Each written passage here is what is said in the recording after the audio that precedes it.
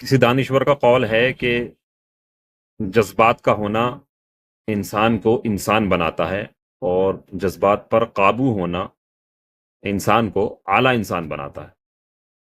تو جذبات اصل میں کیا ہوتے ہیں کہ انسان کسی اچھی بات پر، کسی فائدے پر خوش ہوتا ہے، نقصان پر اس کو غم ہوتا ہے، اور کسی دوسرے انسان کو غم میں دیکھ کر وہ خود غم میں مبتلا ہو جاتا ہے اور دوسرے کی خوشی پر خوش ہوتا ہے، اور کئی بار دوسرے کی خوشی پر اس کے دل میں حسد پیدا ہوتا ہے۔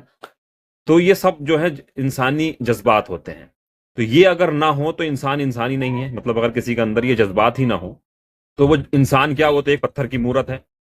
اور اسی طرح سے غصہ ہونا بھی جذبات میں سے ہی ایک چیز ہے۔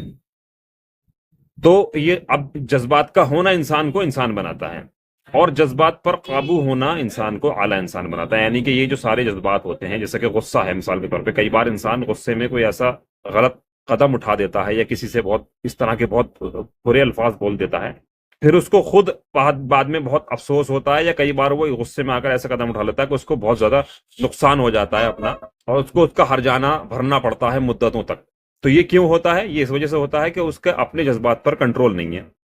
تو جس انسان کو اپنے جذبات پر کنٹرول ہو جائے، پھر وہ عام انسان سے بڑھ کر اعلیٰ انسان بن جاتا ہے۔